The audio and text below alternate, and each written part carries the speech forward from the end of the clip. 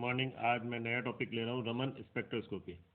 जब एक वर्णी प्रकाश पुंज को हम पारदर्शी माध्यम पर आपतित करते हैं तो ऐसी स्थिति में पारदर्शी माध्यम द्वारा उस माध्यम द्वारा इस एक वर्णी प्रकाश पुंज का यानी मोनोक्रोमेटिक रेडिएशन का प्रकीर्णन हो जाता है, यानी उसकी स्कैटरिंग हो जाती है। अब रेले ने क्या कहा? रेले ने ये कहा कि जो इंसिडेंट लाइट है यानी कि जो आपतित है, ये आपतित हो गया, और पारदर्शी माध्यम के बाद उसका क्या हो गया? प्रकीर्णित लाइट हो गई, वो प्रकीर्णित हो गई, प्रकीर्णित प्रकाश पुंज हो गया।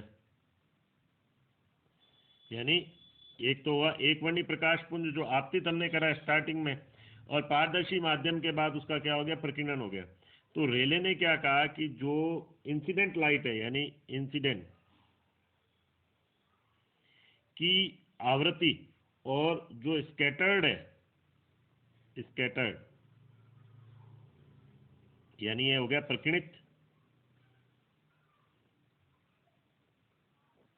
ये प्रकीर्णित हो गया, और ये हो गया आपतित। तो आपतित प्रकाश की आवृत्ति और प्रकीर्णित प्रकाश की आवृत्ति समान होती है, रेले के अनुसार तो ये था। लेकिन रमन ने कहा, रमन के अनुसार जो रमन ने देखा वो कहा कि जो इंसिडेंट लाइट है उसकी आवृत्ति स्कैटर्ड लाइट से यानी प्रकीर्णित से अधिक भी हो सकती है, स्कैटर्ड से अधिक भी हो सकती है, या फिर उससे आवृत्ति कम भी हो सकती है, इससे कम भी आवृत्ति हो सकती है।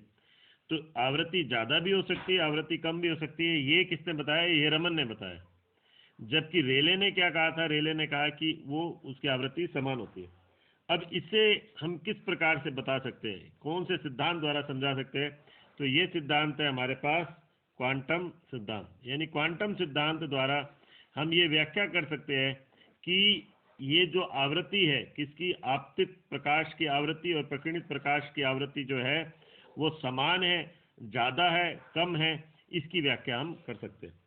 तो हम कहते हैं जैसे मान लो ये माध्यम है और इस माध्यम पर हमने क्या करा, ये प्रकाश को आपतित किया, यह प्रकाश, और हमें ये पता है कि प्रकाश क्या होता है? क्वांटा के रूप में होता है। तो यानी एक हम कह रहे हैं कि एक क्वांटा मान लो इसके ऊपर आपतित हुआ, तो जो क्वांटा इसके ऊपर आया माध्यम पर, माध्यम के अणु के साथ उसका क्या होगा? कोलिजन होगा, टक्कर होगी उसकी।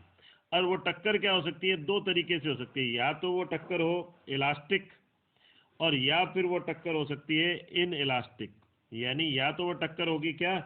प्रत्यास्थ, और या फिर वो टक्कर होगी अप्रत्यास्थ। यानी वो दो तरीके से उसकी टक्कर हो सकती है। किसकी? इस क्वांटा की, इस क्वांटा की टक्कर हो सकती है, यानी वन क्वांटम ऑफ लाइट की टक्कर हो सकती है किससे? मॉलिक्यूल से। हम एक के आधार पर ही बता रहे हैं। तो दो तरीके से कोलिजन हो सकते हैं, या तो वो क्या होंगे? प्रत्यास्थ कोलिजन होगा, या वो होगा अप्रत्यास्थ कोलिजन। अगर वो प्रत्यास्थ कोलिजन होता है तो प्रत्यास्थ कोलिजन का मतलब क्या होता है? इलास्टिक कोलिजन का क्या मतलब होता है? यानी ऊर्जा का ना तो लॉस होता है ना ऊर्जा का गेन होता है। यानी मॉलिक्यूल क्या करता है? ना तो ऊर्जा को ग्रहण कर रहा है, ना ही ऊर्जा को क्या कर रहा है? प्रदान कर रहा है। तो जैसे हमने इसको अगर मान लो मैं इस तरह से दिखाता हूँ इसको, ये हुआ आपतित हुआ, और ये यहाँ पर क्या हुआ? प्रकीर्णित हुआ। तो अब ये प्रकीर्णित हुआ, तो ये हम कह रहे हैं यहाँ पर टक्कर जो है वो प्रत्यास्थ है पूरी। तो ऐसे में जब मॉलिक्यूल ना तो ऊर्जा को ग्रहण कर रहा है और ना ही मॉलिक्यूल क्या कर रहा है, अणु जो है वो ऊर्जा को उत्सर्जित कर रहा है, यानी इसको प्रदान कर रहा है क्वांटम को, तो ऐसे में क्या हो जाएगा? जो प्रकाश यहाँ से प्रकीर्णित होगा, ये आपतित हुआ यहाँ पर, और ये क्या हुआ? प्रकीर्णित हुआ, प्रकीर्णित हुआ।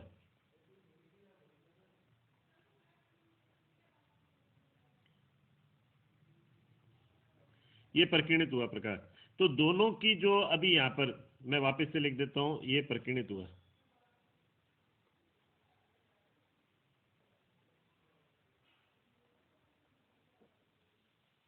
ये प्रकीर्णित प्रकाश है। तो यहाँ पर जो है ये इन दोनों की आवृत्ति अभी ऊर्जा क्या है? समान है, क्योंकि ये प्रत्यास्थ टक्कर है। लेकिन अगर मान लो अब मैं कहता हूँ कि अगर ये टक्कर प्रत्यास्थ नहीं होकर अप्रत्यास्थ होती, तो अणु या तो ऊर्जा को अवशोषित करता है, तो ऊर्जा को अगर वो मान लो यहाँ जो अणु है वो ऊर्जा को इससे अवशोषित कर रहा था।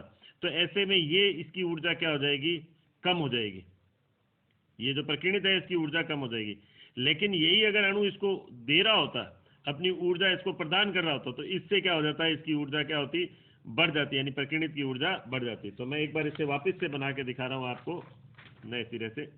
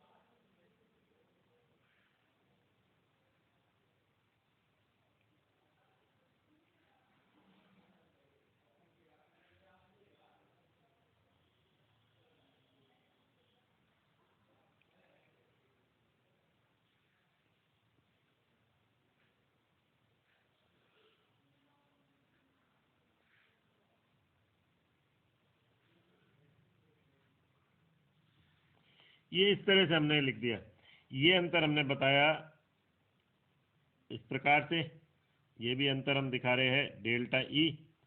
और अब मैं वापस से इसमें यहाँ मॉलिक्यूल की फॉर्म में, सैंपल की फॉर्म में बता रहा हूँ, यहाँ पर, यहाँ ये इस प्रकार से, यहाँ पर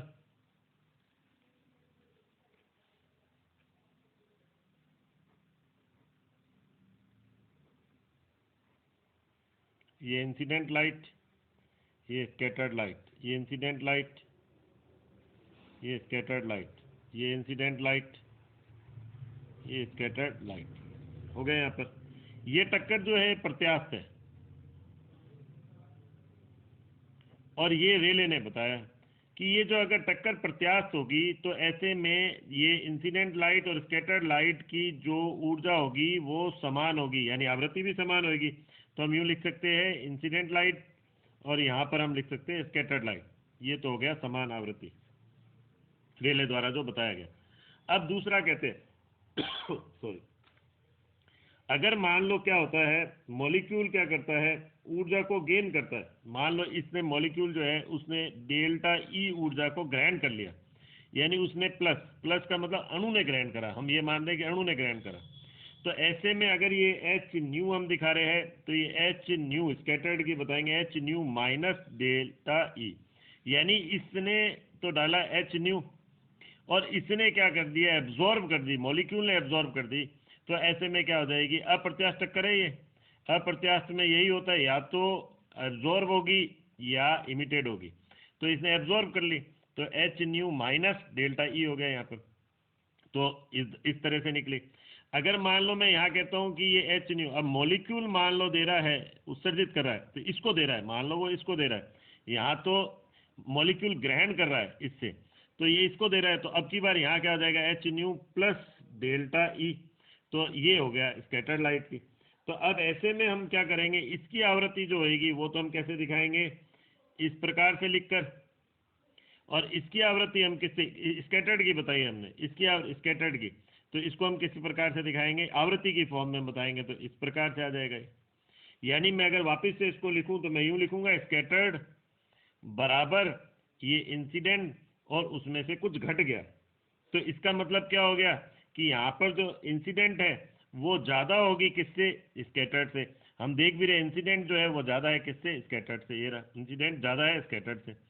लेकिन यहाँ पर हम अगर यूं दिखाते स्कैटर्ड बराबर इंसिडेंट, यानी जहाँ पर क्या करा, मॉलिक्यूल ने क्या करा, मॉलिक्यूल ने अपनी एनर्जी दे दी इंसिडेंट को, तो जिससे क्या हो जाएगा कि ये इसकी स्कैटर्ड की बढ़ जाएगी, तो ये स्कैटर्ड की ज़्यादा होगी। तो अब ऐसे में क्या हो जाएगा, स्कैटर्ड की ज़्यादा हो गई किससे, इंसिडेंट से।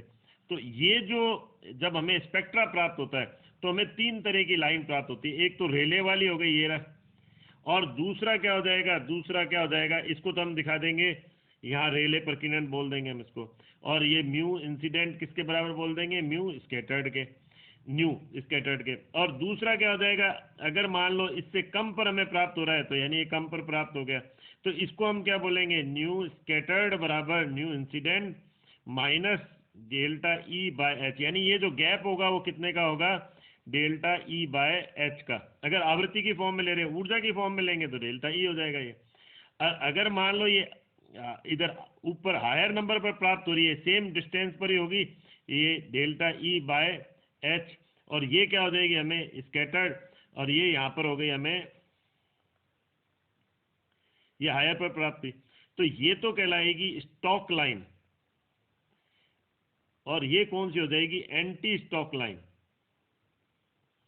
तो स्टॉक लाइन और एंटी स्टॉक लाइन तो किसकी वजह से प्राप्त हुई, अप्रत्यास्थ टक्कर की वजह से, ये अप्रत्यास्थ टक्कर की वजह से प्राप्त हुई।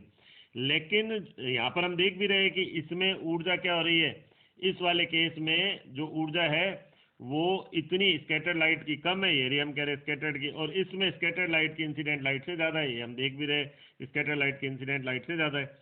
और कितनी ज़्यादा है, डेल्टा ई बाय एच की, डेल्टा ई बाय एच अगर हम आवृत्ति की फॉर्म में ले रहे हैं तो ये तो कहलाएगी स्टॉक लाइन, और ये कहलाएगी anti stock line. Stock line की तीव्रता हमेशा एंटी स्टॉक से क्या होगी, ज़्यादा होगी। क्यों होगी, क्योंकि इसमें क्या हो रहा है, मॉलिक्यूल गेन कर रहा है ऊर्जा को, तो इसलिए स्टॉक लाइन की तीव्रता हमेशा एंटी स्टॉक की तुलना में अधिक होगी। तो यही रमन इफेक्ट है, और इसकी और आगे हम आगे डिटेल में जो स्टडी करेंगे वो हम नेक्स्ट क्लास में लेंगे। आज के लिए हम इतना ही लेते हैं, अगला टॉपिक नेक्स्ट वीडियो के अंदर। Thank you.